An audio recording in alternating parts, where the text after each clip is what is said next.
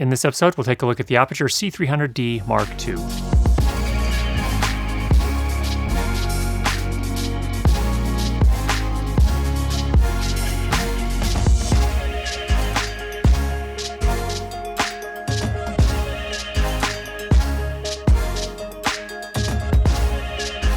First of all, this is a really big light. It's a professional grade light. For those of us that are passion filmmakers, all self-funded, this may not be something we can afford at the moment, but when you do get to that point, hopefully this is information that'll be useful for you. For a pro level light, this is very reasonably priced at $1,100 for the light with the included reflector. It includes the control box, of course, the quick release plate that attaches it to a light stand, and all the cables you need. Also includes this semi-hard carrying case, which is really nice as well. So first of all, the light head is a relatively large light head that includes 2 fans in it. And the 2 fans are relatively large, low RPM, so they don't make a ton of noise, but they do make some noise. Now, this light has a ton of light output, so it isn't something necessarily that you would use in close to your talent a whole lot.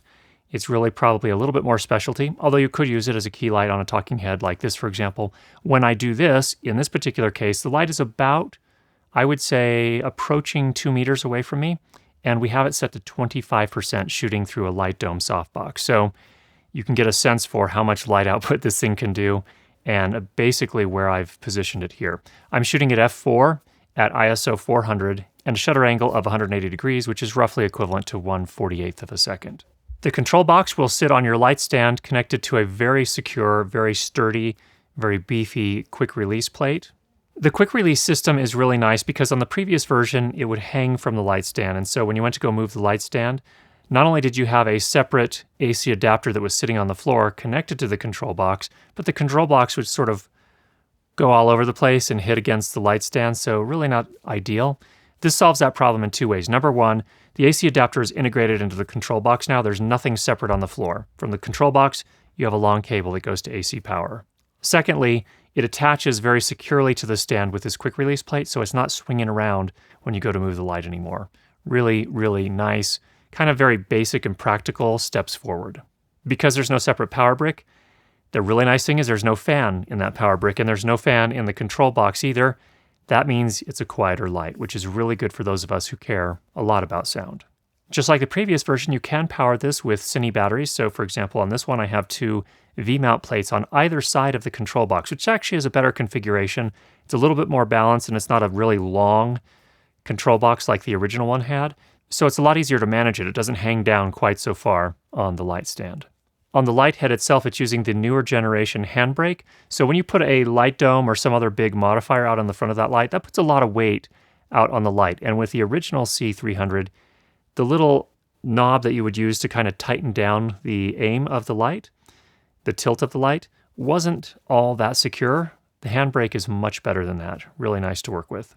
Now, because the light head has a Bowens mount, you can put a ton of different light modifiers on there. That means that this can be a hard light, it can be a soft light. You can use it with a Fresnel lens, you can use it with barn doors, you can use it with a spotlight, sort of a Lico light. You can use it with the light dome softboxes, you can use it with third-party softboxes. You can do a whole ton of different things with this light. That's what makes this light really, really compelling. Overall, great build quality, mostly aluminum with a few plastic parts here and there, but it seems like it's really durable. Time will tell. With our Seikonic C800 spectrometer, we were able to make a number of different measurements. So we measured the color temperature of the light at 5200 Kelvin, which fits within the daylight range. Now, a lot of people think that daylight is 5500 Kelvin or 5600 Kelvin exactly. That's actually not true. Daylight is actually a range, so 5200 Kelvin fits within that range, and I think it mixes pretty nicely with other daylight balanced lights that may not be exactly 5200. In our measurements, we did notice the smallest of green casts, 0.1 color correction index green. So what does that mean in practical terms? I have a variety of different professional grade LED lights. They all have at least some green cast, it appears, and 0.1 is actually very, very good. A lot of the pro level lights go up to 0.2. Once you get beyond that, they start getting to the point where you can see the green cast, but if you keep it in the 0.1, 0.2 range, generally you can't see it to the eye. It's something a spectrometer can measure, and so that's something to consider. Looking at a variety of different metrics to evaluate the color quality, we came up with a CRI of 96, TLCI of 97, and an SSI of 76 when compared to D55, which is daylight. So overall, that's a very, very good score across all of those different metrics. And so I think color quality-wise, we're in pretty good shape here. The beam angle of the light, that is how wide the light is thrown from the head itself, is 55 degrees with the included reflector. Now, this new reflector is a new design with a much more reflective interior, and so you actually get a little bit more light output in addition to the fact that the light head itself can put out more light. We also put the Fresnel 2X, Aputure's new Fresnel lens, on there and did the measurements there. What we came up with is, measured at 1 meter using the included reflector, we hit 44,300 lux. That's an incredible amount of light when you're at full power on this. With the Fresnel lens set at 40 degrees, we got 46,200 lux, and when you zoomed it all the way into 12 degrees on the Fresnel 2X, we measured a whopping 104,000 lux. This is almost enough to probably incinerate things if you aim it at something that's flammable. So this is an incredible amount of light output if that's what you need.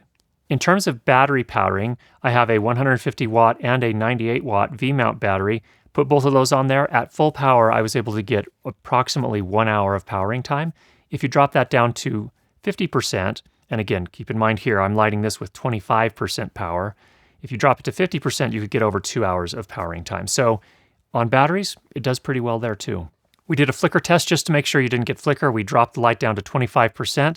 We set our camera up with a 11.2 degree shutter angle, shooting at 23.976 frames per second. That's the equivalent of 1/770th of a second, and we didn't see any flicker. There are a variety of different effects, including paparazzi, fireworks, fault bulb, lightning, TV, pulse, strobe, and explosion.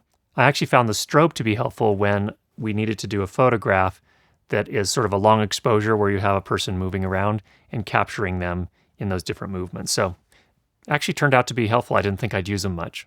One of the more exciting features on the new 300D Mark II is its Sidus Link app. So you can control the light from an app on your phone. Right now there is an iOS version and an Android version coming. So I don't usually like using apps on my phone to control production gear. And the reason for that is it's just a pain. So for example, some of those pieces of gear create a private Wi-Fi network and you have to connect to that and then you can control the light, or you have to connect to them manually via Bluetooth and then you can control them. So it's just kind of a pain, especially if you have multiple pieces of gear on the same set and you're trying to control both of them from your phone. It just doesn't work out all that well.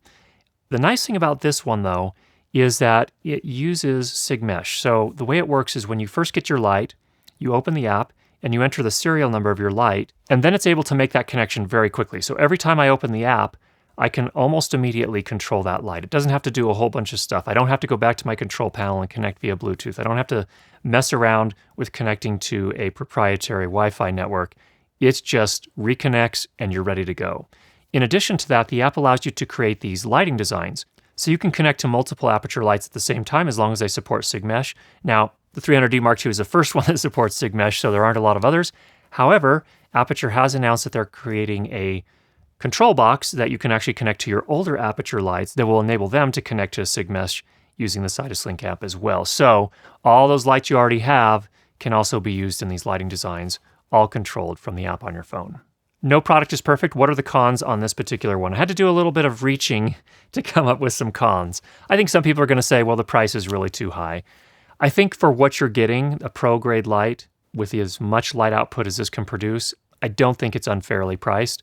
Yeah, a lot of us that are just self-funded passion filmmakers, we're not going to be able to afford this light. That's the reality. However, I think for those people, the 120D Mark II is going to be a better shot. Anyway, you're going to be able to light most things you need to with that. So anyway, there's a reach for a con. As I mentioned before, the fans are large, they're relatively low RPM, but they do make some sound. So if you're going to be shooting in really, really close to your talent with this light, you may pick up some of that fan noise. I did mention that there is that 0.1 cc index on the Greencast. You have to decide for yourself if that's a problem. I'm not seeing that as a problem here. And that's really all I could come up with for cons. So time will tell to see how well it stands up, but overall it looks like a really great light. I'm pretty excited about its feature set. Now, who is this light for? I think it's really for me, mostly a specialty light for when I need a lot of light. So when I want to bring in, say, for example, the new lantern from Aputure as the light modifier, and I want to do an overhead shot or bring up the ambiance in a room, that's where this light becomes really useful. Now, you can, of course, use it as a key light like I'm using here, but my 120D is usually sufficient in most cases. So if you wanted to have just one light that could do almost everything, this may be a good option. For those of you that have been watching my channel for a while, you know my brother Kerry Judd is also a filmmaker. He recently shot a documentary film in India.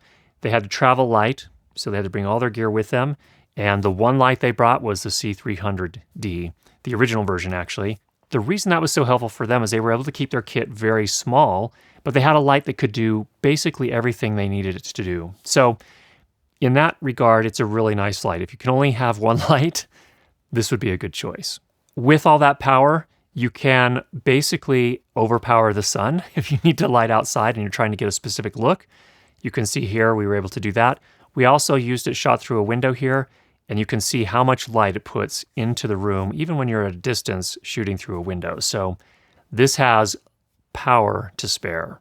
So overall, I hope that was helpful for you. If you have any questions, go ahead and leave those down below. And if you have not already subscribed, make sure you do that. And we'll be sure to get you more great videos on how to improve your lighting and sound for video. Talk to you soon.